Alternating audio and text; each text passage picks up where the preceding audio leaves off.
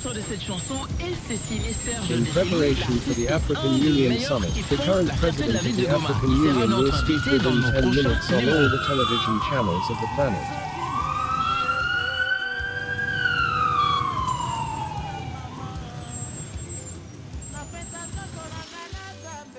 Hey, Bwana Bioga. Oui. Aujourd'hui, cette nuit, à un certain moment, j'ai eu cette impression dans mon fort intérieur que l'avenir de l'Afrique est incertain. Si nous, le griot actuel, nous n'avons pas une stratégie pour inculquer à nos enfants nos vraies valeurs, les vraies valeurs africaines. Et pourtant, à notre époque, il nous arrivait des fois d'arranger à l'amiable le mariage de nos enfants. Et il y avait des bouteilles. Il y avait de calebasses, de l'oumaïmaï, de cassix, de mandal. Et on était le seul maître. En outre, on arrangeait même le mariage de nos fœtus. Et à la naissance, l'enfant qui naîtra, si c'est un garçon, si c'est une fille, ce sera la femme de l'enfant de Bioga. Mais quel est l'héritage que nous allons léguer, toi et moi, nous allons léguer à nos enfants? Pour avoir une Afrique solide, forte, indépendante, souveraine, libre et prospère, nous devrons fournir un effort à la génération future. Qu'est-ce que nous sommes devenus? Mon cher Nzo, Hein? Parlez. les défis auxquels l'Afrique actuelle est confrontée. Oui, oui. Nos enfants sont devenus le produit de notre peur, Oh, de notre désengagement.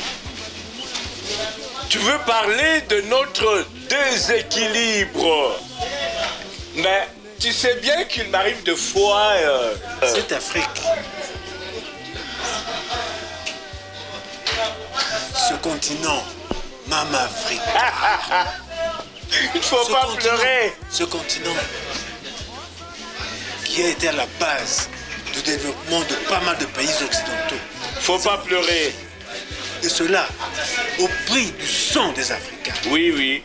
La colonisation nous a tout pris, nous a tout enlevé, nous a tout pillé. Ah, mon cher Bioga, Je t'écoute. la colonisation nous a pris même nos génies.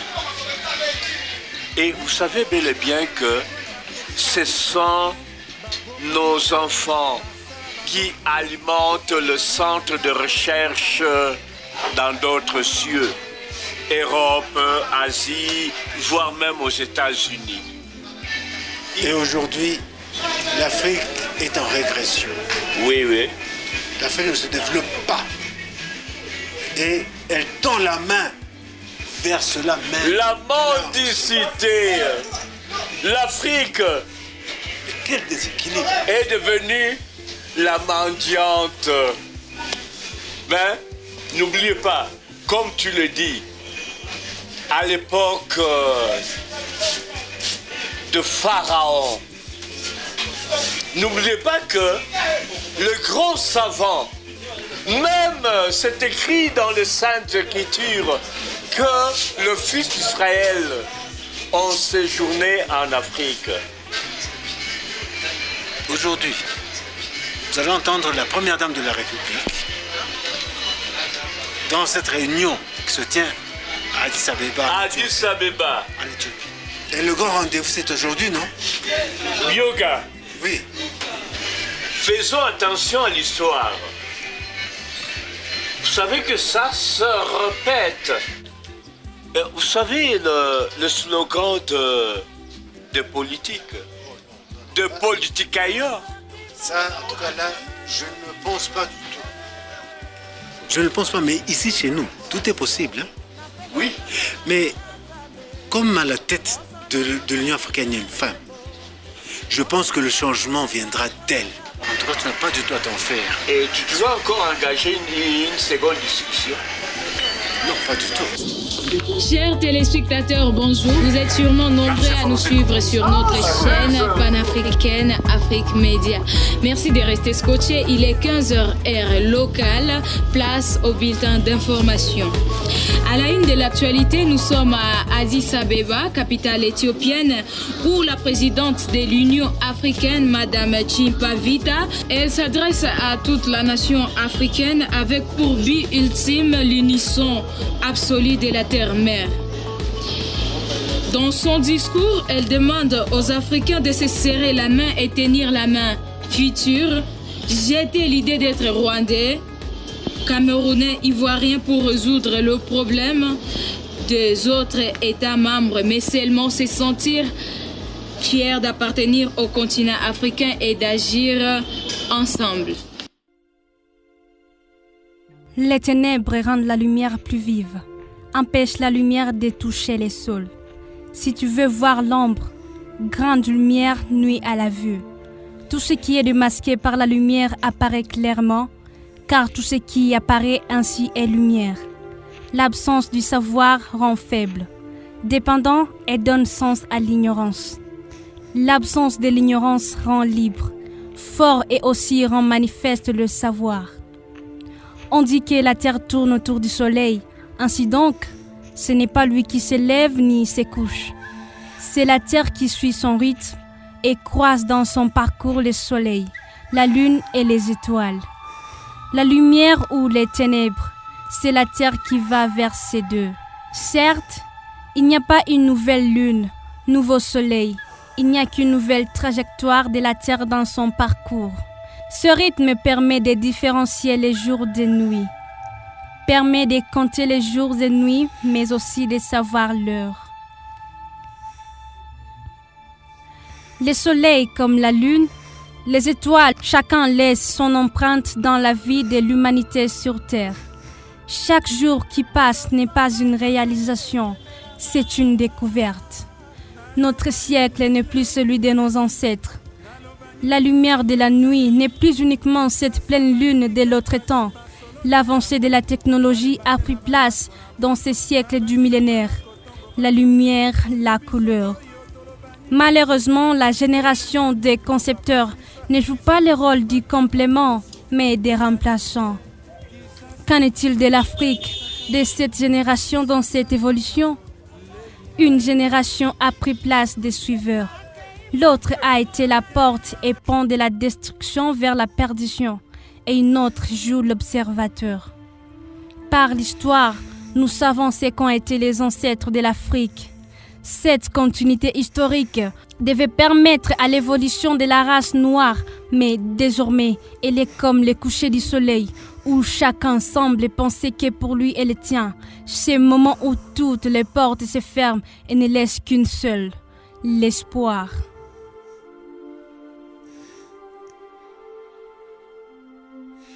Étant donné que les nuits ne se ressemblent pas ni les jours, il en est de même pour des générations. On avance plus vers la lumière, mais désormais, on avance pour découvrir la lumière derrière chaque disparition du soleil, comme dit-on coucher du soleil. Alors, que voudrait l'Afrique? De toute évidence, l'unité serait la bienvenue, et celle-ci depuis la création du panafricanisme, partant aussi de l'organisation mère de l'Union africaine avec ses objectifs d'ôter les continents des vestiges restant dans la colonisation et de l'apartheid, promouvoir l'unité entre les États africains, coordonner et sauvegarder la souveraineté et l'intégralité territoriale. Mais est-ce qu'elle répond aux besoins ressentis de l'Afrique? Certes, ça n'avance pas parce que cette génération fait des choses comme des suiveurs. Pourtant, il n'y a pas encore un point final sur l'histoire de l'Afrique. Elle a besoin d'une continuité, d'une empreinte pour la génération future. L'unisson. Essayons de voir les choses autrement. Est-il possible d'unir des nations qui parlent les différentes langues? À moins de créer d'urgence une langue pour tous, mais en unissant, on a juste besoin d'un langage commun. Devons-nous considérer l'unité comme une indépendance ou une dépendance d'une doctrine? Qu'est-ce qu'en pense la génération d'aujourd'hui? Dans un autre univers, ce n'est pas un mythe. Nous savons tous que l'unité de l'Afrique devient ce que l'Occident a toujours voulu ou veut. De toute évidence, si je veux écraser tous les insectes d'un seul coup, je dois avant tout les diviser, les séparer selon un besoin artificiel et par la suite, je les attire dans un intérêt que je maîtrise mieux. Une fois au rendez-vous et l'unité. Allez, ouf! Bon débarras. L'Union africaine, le panafricanisme, sont-ils un sacre pour être considérés comme une cérémonie religieuse d'une consécration? Sont-ils une religion pour être considérés comme un système de présentation fondé sur la foi? Sont-ils une secte pour être considérés comme un ensemble de personnes professant une même doctrine des religieuses? Un groupe dissident minotaure clos. Sont-ils réellement un seul ensemble qui vise à régénérer et unifier ainsi à encourager un sentiment de solidarité entre les populations africaines? Ou il doit juste être considéré comme un testament permettra à chaque descendance de reconnaître sa mission d'après la suite de l'histoire, de l'existence d'une génération à une autre, car la lutte d'un père ne sera pas celle du fils. Toute génération a une mission à accomplir. C'est à elle de trouver ce que c'est, sinon on ne fera que ramener l'histoire et dire par la suite que l'histoire se répète. Celui-ci devrait être un devoir, une seconde nature de tout Africain, de partout dans le monde entier et dans tous les domaines de la vie. L'Afrique doit cette énergie au grand homme de Ghana, ex-Côte de l'Or, Kwame Nkrumah, partant d'un devoir de mémoire publié par le magazine L'Œil d'Afrique. Les 10 hommes qui ont marqué l'histoire de l'Afrique sur ces 50 dernières années, nous remarquons que, de la période précoloniale à la période de l'indépendance jusqu'à l'ère démocratique des années 1960, ils ont été plusieurs personnalités à marquer l'histoire de l'Afrique de la part de leurs actions, détermination et engagement en faveur de leur pays et du panafricanisme.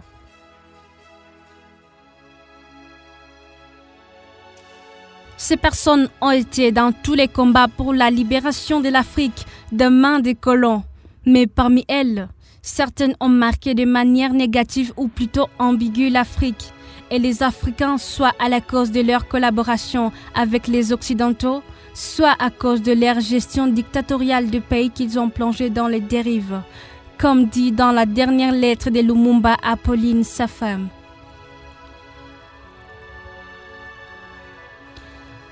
Ils ont corrompu certains de nos compatriotes. Ils ont transformé la vérité et souillé notre indépendance, de peur que cette génération suive la trace de ceux qui n'ont su faire.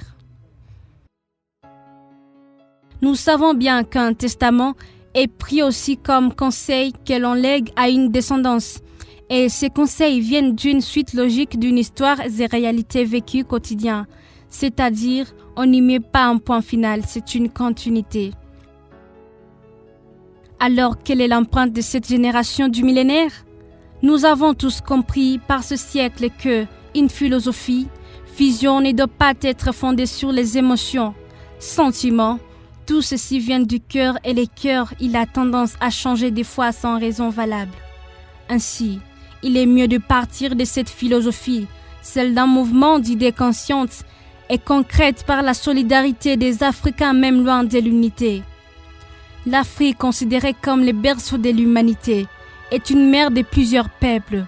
Et on ne trouve pas raisonnable d'unir plusieurs peuples de nos jours qui parlent différentes langues. Cela implique créer une nouvelle langue pour tous les Africains, par les Africains, comme dit si haut. Mais au moins, ils peuvent se solidariser partant de mal connus ensemble. Un apprentissage de toujours, dans une unisson. Par l'unisson, Il n'est pas nécessaire d'être Camerounais, Congolais, pour sentir la douleur de ces jeunes Camerounais ou Congolais.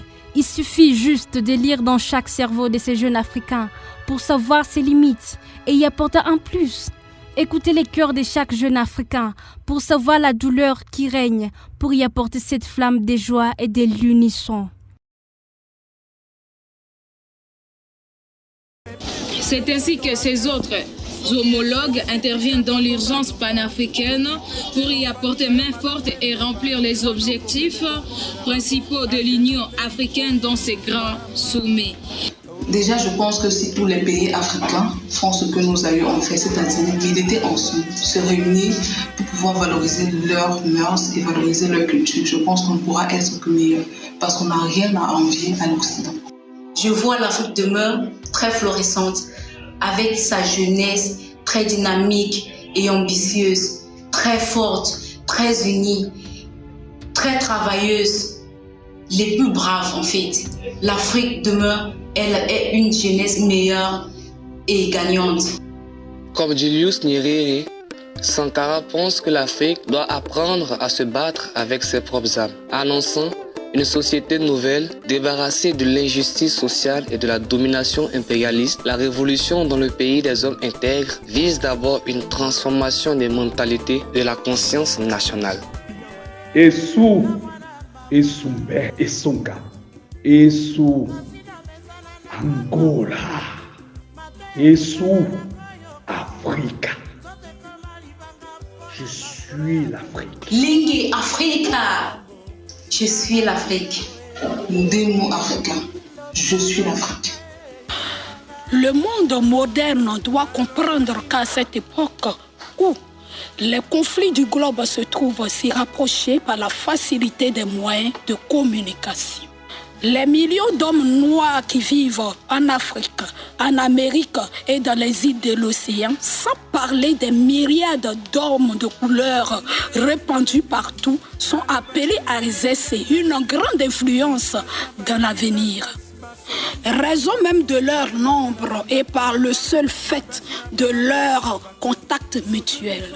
Si les pays civilisés s'appliquent maintenant à donner aux nègres et aux hommes de couleur les plus larges facilités pour leur éducation et développement de leurs facultés, ce contact et cette influence produiront des effets bienfaisants qui hâteront les progrès de l'humanité. Ces présidents veulent ainsi intégrer la jeunesse africaine et leur idéologie et esprit créatif pour parvenir à résoudre les conflits datant entre les États africains. L'indépendance de l'Afrique et de tous les pays africains qui visent l'unisson, la solidarité et le combat un pour tous, tous pour un. J'ai situé l'Afrique au sommet du monde entier, car ayant été un continent pendant longtemps pillé et exploité par les étrangers, le soleil finira par se lever, dit-on. Alors, l'Afrique reprendra la place qui lui est due. L'Afrique demain, c'est le changement. C'est une nouvelle ère, une ère de domination, une ère de gloire, une ère de succès, une ère d'unicité, car nous sommes forts. Mais nous ne pouvons être forts que si nous sommes unis et ensemble. Et donc, pour moi, tous les Africains, partout dans le monde, doivent s'unir pour que notre Afrique, nos valeurs, nos cultures, nos traditions, qui nous sommes, soient représentés partout dans le monde. Et que nous ne soyons plus non seulement considérés comme des esclaves, mais comme des gens qui, par leurs blessures, se sont pris un chemin vers la réussite. Qui, par leurs blessures, aujourd'hui sont fiers de se tenir droit et de se dire nous sommes l'Afrique et nous pouvons émerger ensemble, entre Africains. Moulo, Afriki, Nyobi Djoume. Panafricanisme est une doctrine qui vise le développement de l'unité et de la fraternité africaine. Ah, balé. Minimi Mbelabanta Cédric Armand. Minimi Kenya. Minimi Africa.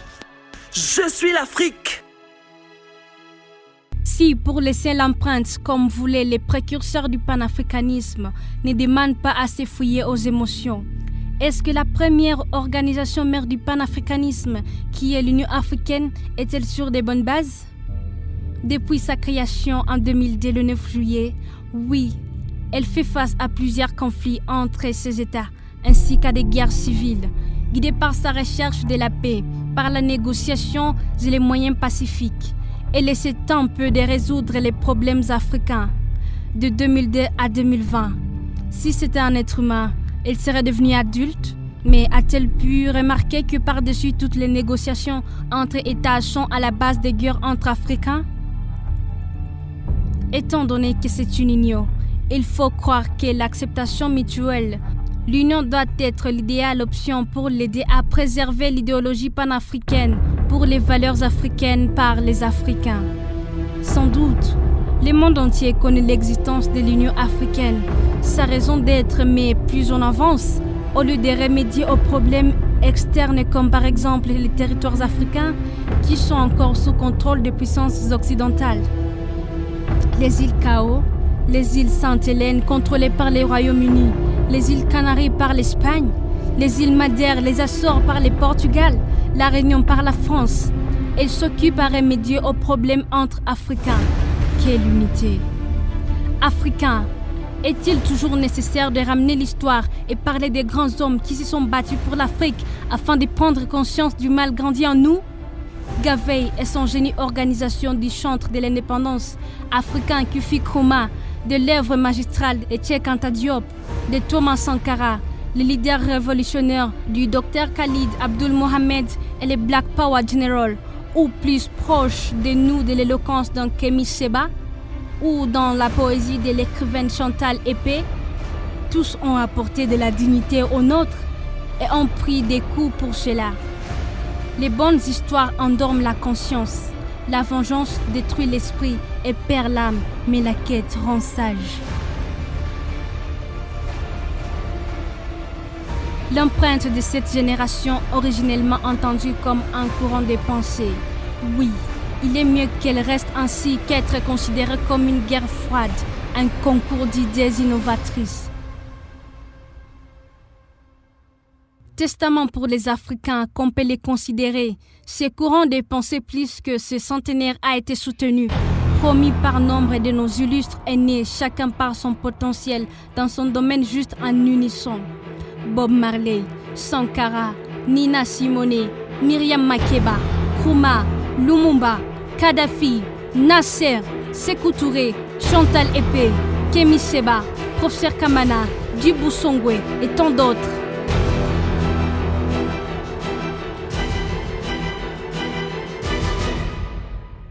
Ils avaient juste d'un état de conscience élevé et d'amour pour l'humanité.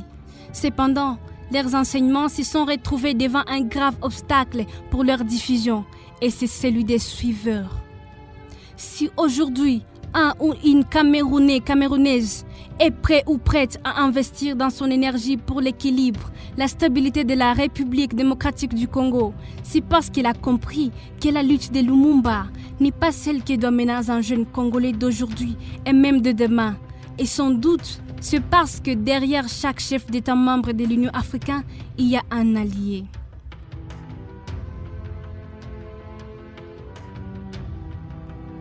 Peut-être l'Afrique a plus besoin de l'unisson pour que l'émancipation réelle et l'unification des peuples et des nations africaines à travers le monde deviennent réalité. Notre grande peur devait être l'ignorance. Notre plus grande découverte, nous-mêmes. Notre plus grande réussite, la continuité historique. Notre plus grande détresse, la vérité perdue. Notre plus grande merveille, le choix. Notre plus grand doute, la nationalité. Car nous sommes un peuple d'un ancêtre. Pour les plus intelligents que toi, écoute-les et discerne. Pour les moins intelligents que toi, comprends-le et médite. Pour l'Afrique, pour l'unisson,